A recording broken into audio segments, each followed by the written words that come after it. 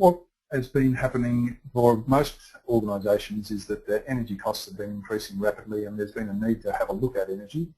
So many people start with some sort of energy audit or some sort of energy use breakdown, maybe even look at load profile data, which is from metering data, and this is then used to identify energy conservation areas where you're wasting energy, energy efficiency areas where you can improve the efficiency of the amount of energy being used per tonne of product produced, having a look at time of management issues where you can actually see the way in which energy is being used across the day, and that's often done by analysing load profile data, and you're identifying when you can use energy at a cheaper time, and by switching fuel or generating your own energy. There has been quite a lot of focus in the last few years on things called cogeneration and even trigeneration, where electricity and other thermal energy is used and generated from burning of gas or other fuels. And those have become the opportunities that you're looking at. Within the AFGC and Power Tool, there's a series of steps that actually allow you to go to look for these opportunities, and as they're listed here, step 2A is to initiate an energy audit and identify the opportunities. And the way in which the tool helps you in this area is actually it goes through, you identify the business that you are in terms of the type of industry group, how much your energy costs are and energy use, and it actually then determines a basic or typical breakdown of energy use for that industry group, and then allows you to point through to those various opportunities in the various energy use areas. Now, we'll look at this a little bit later on, and then what we can do is we'll look at how that's going to be prioritised.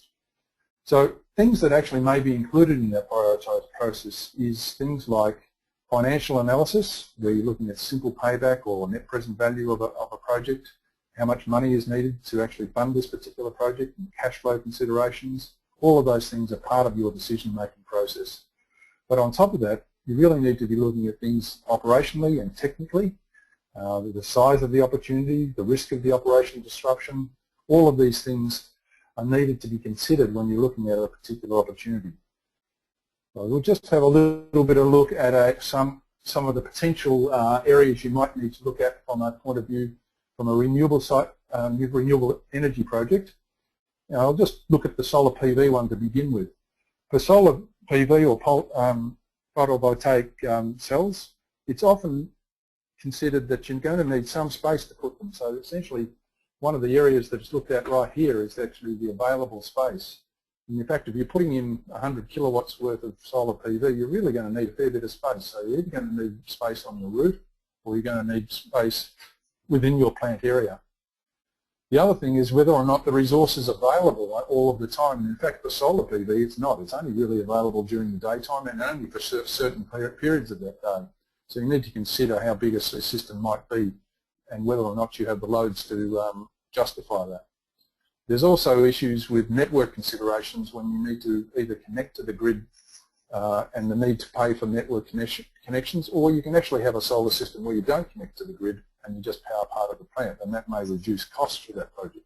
So you can see there's lots of different things that you need to consider in this process.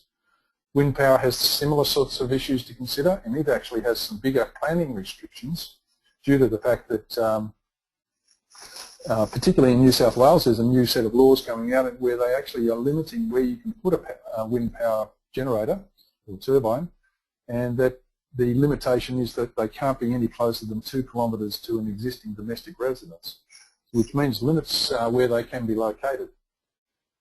Solar hot water essentially it's probably a very straightforward sort of project, the solar hot water, but the reality of it is you still need to know about your site demand, when do you want this thermal load, and often you're going to have to store some of that as well, so you need some available space for putting in some hot water storage, and also that hot water storage needs to be spread out over the time that you're using that energy. So there's many things to consider that aren't just the cost saving side of it. Within the AFGC and Power tool, there is an opportunity finder, a quick calculator to see whether or not it's actually viable, the particular opportunity.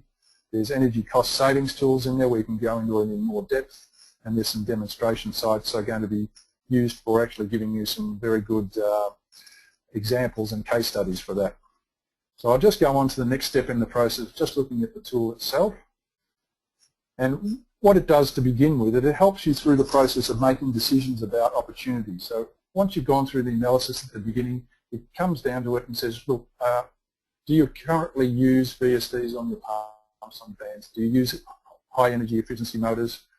And if you don't do these things, they become selected opportunities here for further investigation. And we have already done sort of some estimates on how much you might save in those areas. So you can click on here and actually move those projects into the next level of analysis. So what we're doing is we're taking you through a process that helps you make decisions about these projects. So you can see how we've got two more, or looking at two projects for investigation, and that's the VSDs on pumps, that's a tick here, and the VSD on the fans, and that's a tick here. We're also looking at quick wins.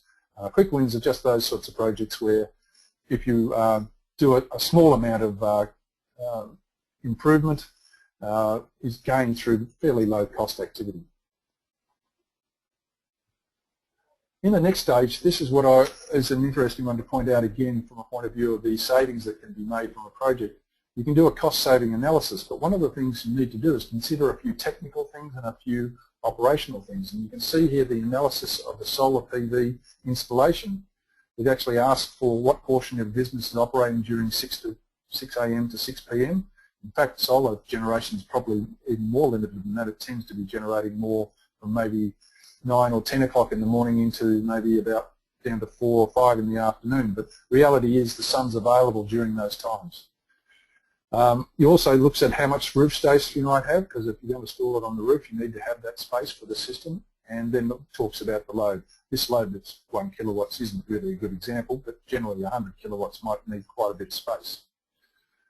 The other piece of information that's in here, it actually asks for your postcode. And in fact, what's built into the model is through using the postcode, you can actually calculate the sun energy available, or the kilowatt hours available in that particular area that where you're located. So what that allows, through putting in the operational and the technical information, it allows then it to calculate what's the best size system for that. It'll calculate the cost and also give you an indication of the sorts of savings that are available. So this system, the AFGC Empower tool really gives you an opportunity to test your thinking on these projects and get your thoughts together on it. What happens next is those projects, once you've got a project defined to some extent, we have a prioritization tool here that allows you to lock in to say, well, if it has good cost savings, it's only a low cost, but it's a low cost impact. This is probably where you put your quick wins. So the M1 is a measure, and Q stands for quick win. Essentially, these are opportunities that have been discovered through your process previously to this. And then a quick win is defined as something that actually generally has a fairly high saving with a fairly relatively low upfront cost. Those opportunities that fall into the further investigation generally have a fairly high cost, and they have a fairly big impact on the business. And those that you wouldn't pursue any further, essentially you put into this quadrant here, and you wouldn't basically do any further investigation on them. So this tool helps you sort out your ideas and your thinking about projects that you're discovering.